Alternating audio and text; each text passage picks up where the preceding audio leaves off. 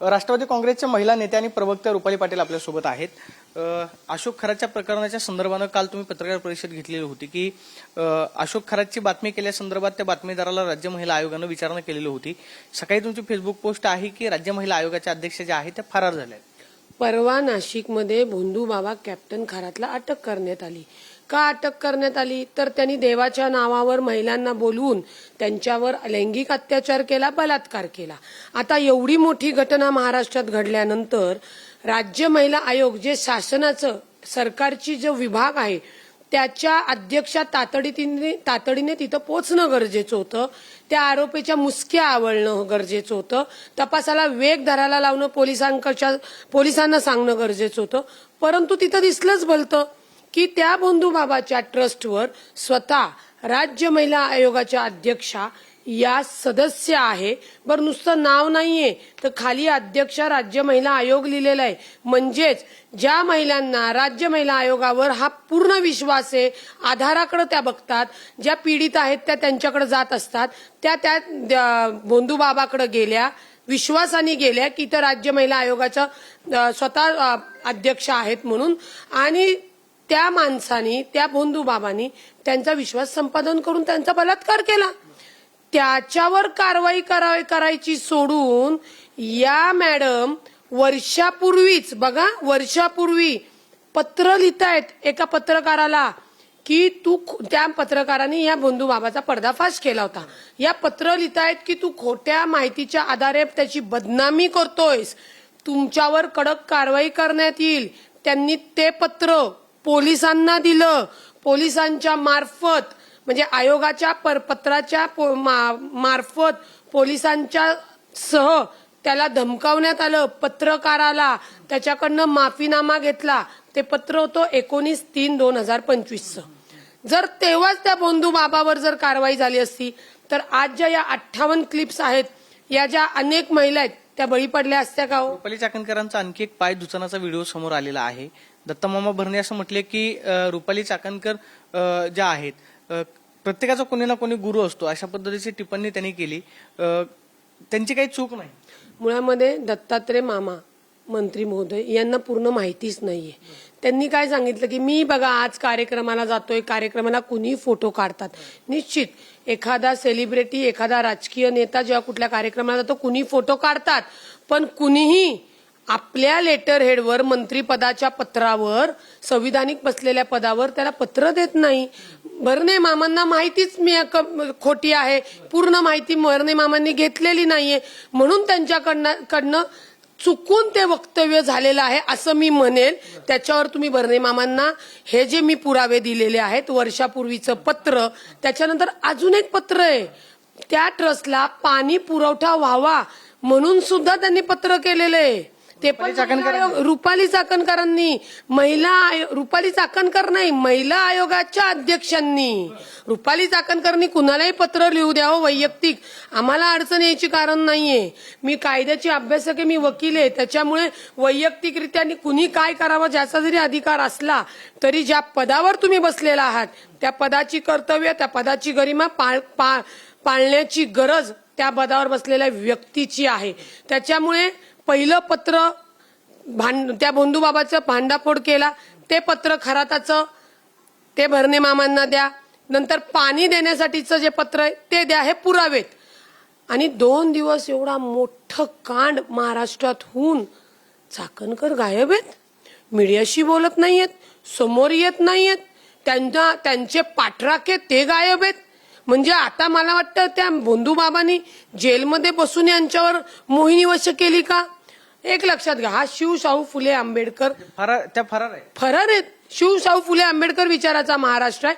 तुम्ही निश्चित धार्मिक म्हणून पाया पडायला गेला असता तर आम्ही म्हणलं असतं तुमचा त्याच्यामध्ये. त्याच्यावरती टीका होती की एकीकडे मुलींना सांगितलं की हातामध्ये सासरी जाताना काय संविधान घेऊन जावं. ते म्हणतात ना, पोटात एक आणि ओठात एक, हे त्यांचं दिसलेलं आहे. आणि मुळामध्ये त्या विसरल्या की त्या संविधानिक फार मोठ्या पदावर राज्याच्या महिला अध्यक्ष आहेत. ज्या महिलांना ज्यावर अन्याय अत्याचार होतात त्यांना सक्षम करण्याचं एक मोठं स्रोत बळ त्यांना माननीय अजितदादांनी ते पद दिलं होतं आणि त्यांनी त्याचा गैरवापर केलेला आहे. आता राजीनामा तर झालाच पाहिजे, परंतु रुपाली निलेश चाकणकर यांना सह आरोपी केलं पाहिजे. कारण का परवाच त्यांनी जो व्हिडिओ व्हायरल झाला, एक लक्षात घ्या, तो जो व्हिडिओ व्हायरल झालाय तो खराताच्या ऑफिस मधला आहे. म्हणजे तो खरात विकृत स्वतः चित्रीकरण करत होता. आता त्याचे व्हिडिओ मिळाल्यानंतर ते सोशलवर येणार. तुम्हाला तशा गोष्टी करताना लाज वाटत नाही. मग ते व्हिडिओ समोर जगाच्या आल्यानंतर त्या बाईला पोलिसांनी बोलवलं तपासासाठी. तर खुद्द दस्तूर रुपाली चाकणकर ज्या राज्य महिलाच्या अध्यक्ष त्यांनी फोन केला, त्या बाईची चौकशी करायची नाही. ज्यांनी हे व्हिडिओ शिर्डीमध्ये व्हायरल ज्या महिलेचा व्हिडिओ व्हायरल झाला त्या महिलेला पोलिसांनी बोलवलेलं होतं, तपासासाठी बोलवलं होतं. तर ती महिला म्हणली की तुम्हाला फोन येईल, मी का केलंय हे मी तुम्हाला का सांगू, आणि तुम्हाला फोन येईल, तुम्ही मला हे विचारू शकत नाही. त्या महिलेचं ते स्टेटमेंट होतं पोलिसांना. तातडीने आयोग फोन करतोय, त्या आयोगाचे आणि पोलिसांचे कॉल रेकॉर्डिंग तुम्हाला मिळतील. हा तिसरा पुरावा आहे की तुम्ही तपासामध्ये हस्तक्षेप करताय. आणि मुलांना तक्रार महिलेनं केलेली होती की संबंधित पोलिसांकडे तक्रार प्राप्त झाल्यावर पोलिसांनी स्वतःहून तिला चौकशीला तो जो व्हिडिओ व्हायरल झाला, आता तो व्हिडिओ व्हायरल झालेला आहे, तो त्या खराताच्याच ह्याच्यातनं झालेला आहे. मग त्या महिलेला तपासाचा भाग म्हणून तपासाला बोलवण्यात आलं होतं. तर महिला आयोगाने सांगितलं त्या महिलेची तपास करायचा नाही. याचा अर्थ की तिचा तपास करायचा नाही, सत्य बाहेर येऊन द्यायचं नाही. आणि ज्यांनी व्हिडिओ व्हायरल केले त्यांना ठोका, तुमच्या बापाची मक्तेदारी आहे. अध्यक्षांनी पोलिसांना फोन केला, अध्यक्षांनी राज्य महिला आयोगाच्या अध्यक्षांनी त्याला अटक झाल्यानंतर सुद्धा. आणि मी तुम्हाला आठवतं का पहिली पोस्ट केली, अभी बात निकली तर दूर तक जाएगी. 58 क्लिप्स निघाल्या, पेपर्स निघाले. आज मी तुम्हाला सांगते या फरार झालेल्या आहेत. आता तुम्हाला पुढचं सांगते की मी कुठलीही माहिती ही जी तुमच्या समोर बोलतीये, मी फक्त मीडियाला ही माहिती का देतीये, कारण का याच्यामध्ये स्वतः रुपाली चाकणकर आरोपी आहेत. आणि त्या या पदावर राहिल्या तर त्याचा गैरवापर होणार आहे. हा तपास तिथेच असतील. फरार झालेत म्हणजे काय, त्यांना माध्यमांसमोर यायचं नाही की या सगळ्या प्रकरणाच्या अनुषंगाने त्यांना कार्यवाही करायची? फरार झालेत, त्यांना समोर यायचं नाहीये. त्यांचे पुराव्यानिशी सगळे एव्हिडन्स मिळालेले आहेत. काय उत्तर देणार आहेत त्या? द्यावं, मी तर म्हणते त्यांनी उत्तर द्यावं. तुम्हाला पदावर असताना त्याचं भान राहिलं नाही. तुम्ही ज्याच्यासाठी रक्षण करण्यासाठी राहिला त्यांच्यावरच अत्याचार होतात. एवढा एकीकडे राज्य सरकारनं जी एसआयटी स्थापन केलेली आहे, एसआयटी मार्फत योग्य चौकशी होईल असं तुम्हाला वाटतं का? एसआयटी मार्फत चौकशी म्हणजे एसआयटी स्थापन केली, मी माननीय मुख्यमंत्र्यांचे आभार मानते. पण तेजस्विनी सातपुते मॅडम या चाकणकरांची चौकशी पदावर असेपर्यंत पारदर्शकपणे करू शकणार नाहीत. कारण का संविधान पद हे मोठं आहे. तेजस्विनी सातपुते असं म्हणणार का साहेब मॅडम नमस्ते, हा काय सांगा, नाही होणार. जिथं या पोलिसांना फोन करून त्या महिलेचा तपास करू नका, ज्यांनी व्हिडिओ व्हायरल केलाय त्यांना मारा झोडा म्हणतायत, तिथं यांना पदमुक्त तर केलं पाहिजे. आणि मुख्यमंत्र्यांनी सीबीआयकडे याचा तपास दिला पाहिजे. पहिल्यांदा यांना पाय उतार करणं, त्यांना सह आरोपी करणे आणि याचा तपास सीबीआयकडे देणं हे गरजेचं आहे. या कायद्यानेच तपास झाला पाहिजे. याच्यामध्ये कुणाचाही हस्तक्षेप नको. याच्यामध्ये जे नेते जे राजकारणी फोन करतील त्यांची नावं मीडियासमोर सुद्धा येणं गरजेचं आहे. हा महाराष्ट्रातील महिलांच्या अधिकाराचा, सुरक्षितपणे जगण्याचा अधिकार आहे. आणि या प्रकरणाला जाणीवपूर्वक काही लोक मुद्दामून माझ्या पक्षाचा विषय, हो माझ्या पक्षाचा विषय, मग माझ्या नेत्यांनी किंवा माझ्या पक्षांनी राज्यातील महिलांवर बलात्कार कर आणि तुला पदावर ठेवतो असं काही लेखित दिलंय का त्यांना? आणि मी संविधानाने पुरावे देऊन सांगतेय, हा ना कुठल्या जातीचा ना पंथाचा ना कुणाचा ईर्षेचा विषय. तुम्ही पदावर असताना तुम्ही चुकल्या, तुम्ही का वर्ष आधी त्याच्यावर कारवाई केली नाही? तुम्ही कार्यकर्ता म्हणून पदावर गेल्यानंतर तुम्हाला कर्तव्याची जाणीव का राहिली नाही? हा आमचा दोष नाहीये. आणि तुम्ही हे गुन्हा करत असताना आम्ही असं बघायचं, हा करा ताई गुन्हा करा, आम्ही बघतो. तुम्हाला नेते मंडळी अशाच भोंदू बाबाकडनं मोहिनीवशी करतील आणि तुम्हाला त्यातनं मुक्तता मिळेल. एक लक्षात घ्या, परमेश्वरासमोर हात जोडा, परमेश्वराच्या त्याच्यावर अंधश्रद्धा ठेवून समाजामध्ये जादूटोणा विरोधी सुद्धा कायदा आहे. तुम्ही ज्या पदावर बसल्यात त्याचं भानच तुम्हाला नसेल तर आम्ही नाही काय करू. त्याच्या अशोक खरातच्या घरात जी चौकशी सुरू होती त्या घरामध्ये त्याच्या पिस्तूल सापडलं, काय रोकड सापडली, त्याचबरोबर जमिनीचे वेगवेगळे कागदपत्र मिळतात. ही जी पिस्तूल देण्यात आली, एखाद्या भोंदूबाबाला पिस्तुलाची गरज काय की एवढा सगळा भक्त परिवार आहे, पिस्तूल नक्की कुठून आलं, कुणी दिलं, त्याची परवानगी कशी देण्यात आली? बरं, भोंदूबाबाच्या जीवाला नक्की काय धोका होता की त्याला पिस्तूल देण्यात? भोंदू बाबाचे अनेक सेलिब्रिटी, अनेक राजकीय लोकांचे फोटो ते जे पोलिसांनी जप्त केलेत, पोलिसांनी खूप नंतर जप्त केले. मी पुन्हा सांगते, या अशोक खरातच्या प्रकरणात पोलिसांनी अत्यंत डीप मध्ये तपास करणं गरजेचं आहे. अजून खूप गोष्टी येणार आहेत. कोणाकोणाचे आर्थिक व्यवहार आहेत, कोणी कोणाला त्याला पैसे दिले होते, कोणाकोणाचे एकत्र सातबारे आहेत, कोणाकोणाच्या डील झालेल्या आहेत. हा भोंदू बाबा कोणाकोणासाठी कुठल्या कुठल्या मंत्र्यांकडे जाऊन कोणाकोणाची शिफारस करत होता, कोणाकोणाची टेंडर, राज्य सरकारची कोणती कोणती टेंडर कुठल्या कुठल्या माध्यमातून या भोंदू बाबाने कोणाकोणाला देण्यात लावली, हे अनेक कनेक्शन्स निघणार आहे. आणि हे आत्ता पोलिसांकडे आलेले आहेत. याच्या आधीच हे त्याच्याच लोकांनी त्यांचा पापाचा घडा भरल्यामुळे बाहेर दिलेले आहेत.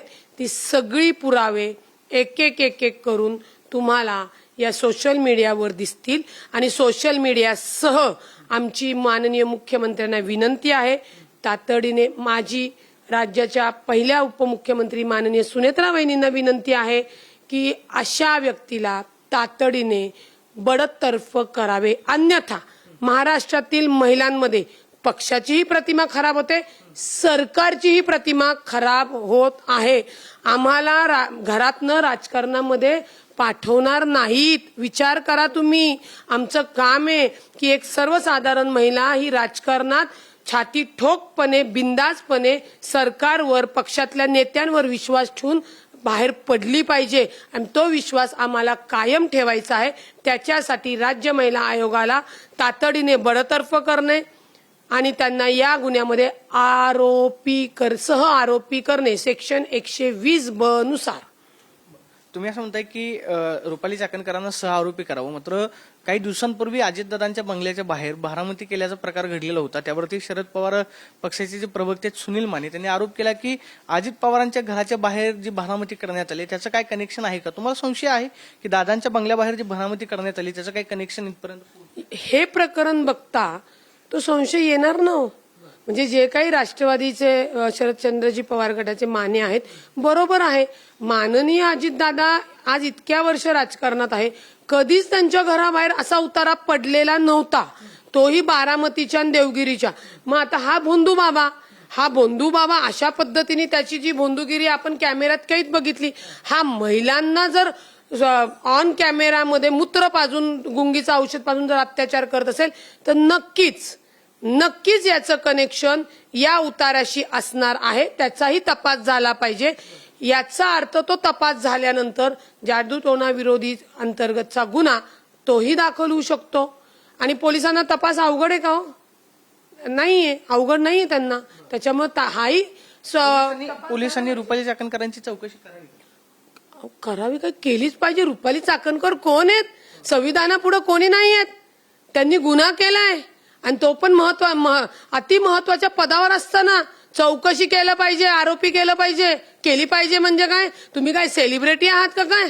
भोंदू बाबाला मदत करताय, भोंदू बाबाला लेटर हेडवर आयोगाच्या तुम्ही पत्रकारांना माफी मागताय. अजून काय एव्हिडन्स पाहिजे तुम्हाला? पोलिसांना कळत नाही का?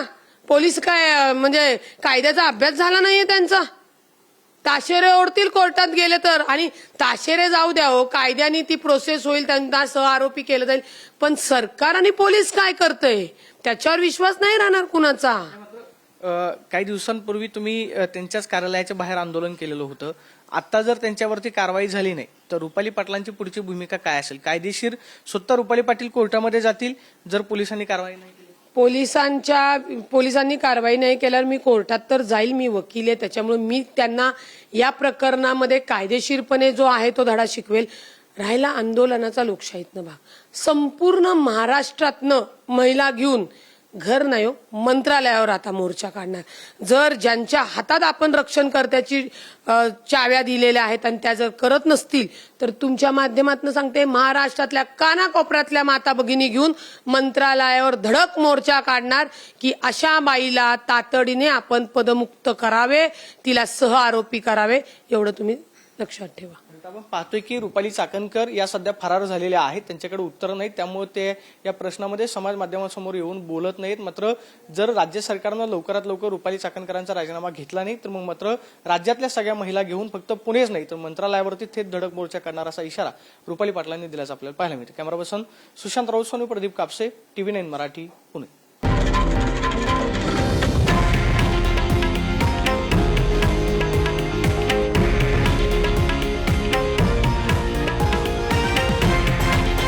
हे आहे देशातील नंबर 1 न्यूज नेटवर्क आणि आपण पाहत आहात TV9 मराठी, एकमेव।